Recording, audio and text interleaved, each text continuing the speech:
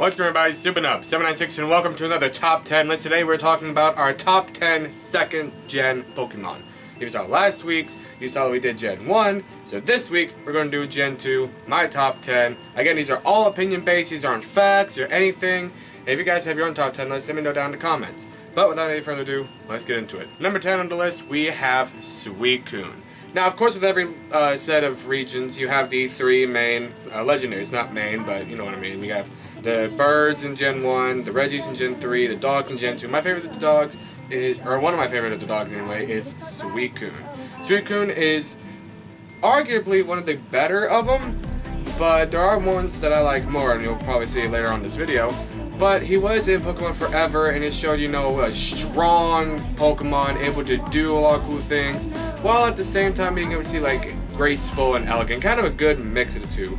Plus, in Soul Silver, I remember hunting this thing down when I was a kid, and it was just a proud achievement of mine when I finally caught it. Hence why I had to put him on my top 10 list.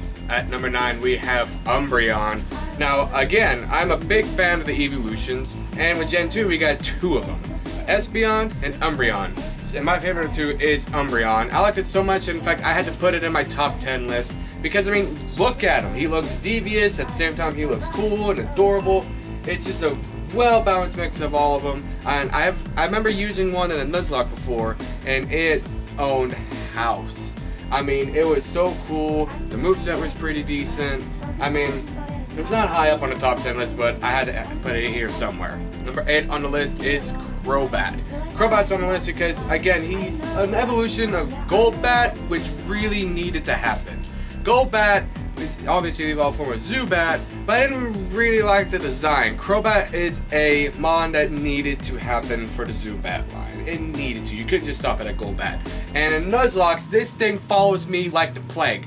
I've had one in my Emerald Nuzlocke. I've had one in the Ruby Nuzlocke we just finished up. I remember having one in an Alpha Sapphire Wonderlock that I did on my own time. I've had in almost every Y Nuzlocke I've done on my own time, I've had a Zubat or a Crobat one way or another. This thing follows me around like the plague, and honestly, I'm not mad about it. It's really good competitive wise, the design's dope, and I just love it. Number 7 on the list is Furret.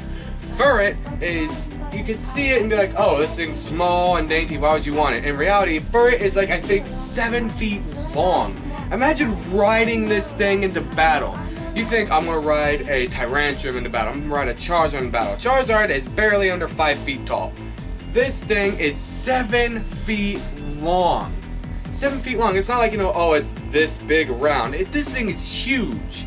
Like, take a look at your couch, try to stand on it like a horse, and that's how you'd be riding this Furret, but it's got an extra 3 feet on either end.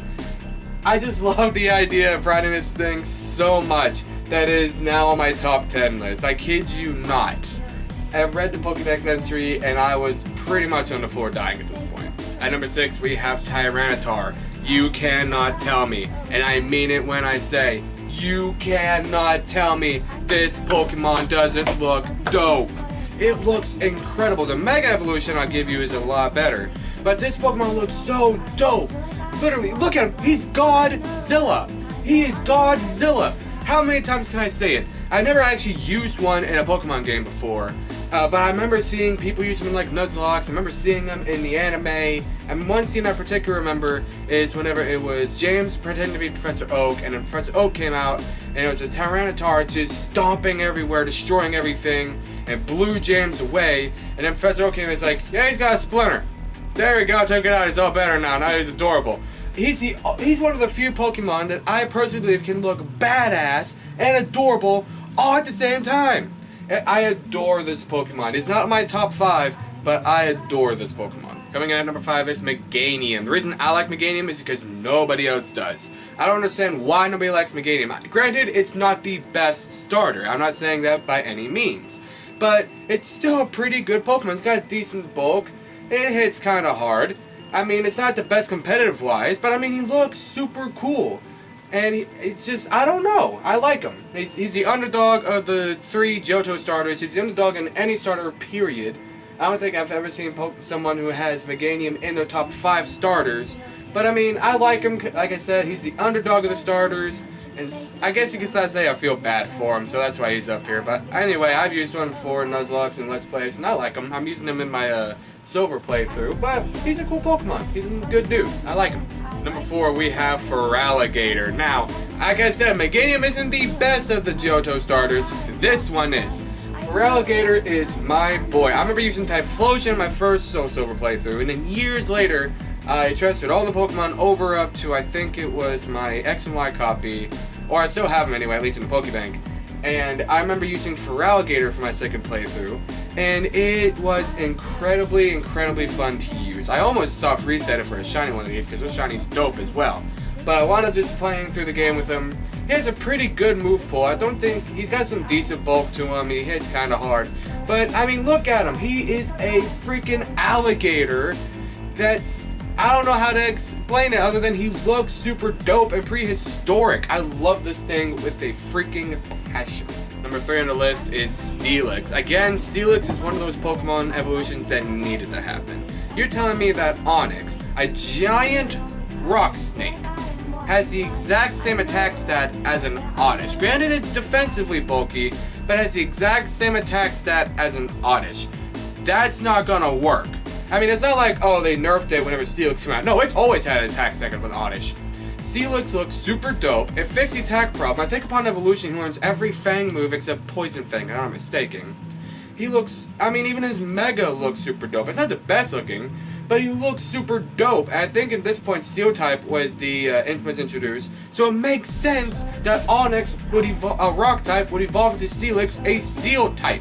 He looks so cool. His moveset's super cool. I remember using one in a Nuzlocke before, and it was incredibly fun to use. It didn't last very long because I'm a bad trainer, but it was incredibly fun to use, hence why he's in my top 3. Number 2 is Scizor. Again, I cannot stress this enough. An evolution that needed to happen. Scyther's a cool Pokemon, a bug with swords for hands. How can you ask for more? This is how you ask for more. Nobody asked for any kind of evolution. It's the evolution that we didn't know we wanted. I mean, look at this thing. The Mega, granted, it's not all great, but competitive-wise anyway, this thing is OU in competitive. It gets a really dumb, stupid move pool, a dumb, stupid ability. It looks super dope. I love this Pokemon with a burning passion. I eventually want to get a Nuzlocke where I use a Scizor. I've used one in a Let's Play format before. I've never used one in a Nuzlocke format. And I really want to use one. I think it would be so fun. So he is my number 2. And number 1. Hole number 1 is Ampharos. Look at Ampharos. I mean, I remember using Ampharos for the first time. I think it was in my Pokemon White playthrough. I got him a Reap, and he evolved all the way to an Ampharos. Maybe it was Black too, I'm not for sure. But I evolved the thing all the way to an Ampharos, and it was super fun. Ever since then, any second playthrough of a game that had, or any remakes of games that don't include new Pokemon, I have always used Ampharos. I used my second playthrough of Soul Silver, used one in my playthrough of Black 2. I'm pretty sure I used one in White or my second playthrough of White, and I'm using one currently in my Ultra Moon playthrough. Ampharos is one of my favorite Gen 2 is my favorite Gen 2 Pokemon, and it's one of my favorite Pokemon, period. So of course, he's going to be my number 1. That's going to do it for this top 10 list, you guys. If you liked it, make sure you hit that like button, comment below what you think of the video, make sure you hit that subscribe button. It helps the channel, helps yours, helps me as a whole. I'll see you guys in the next video. See ya.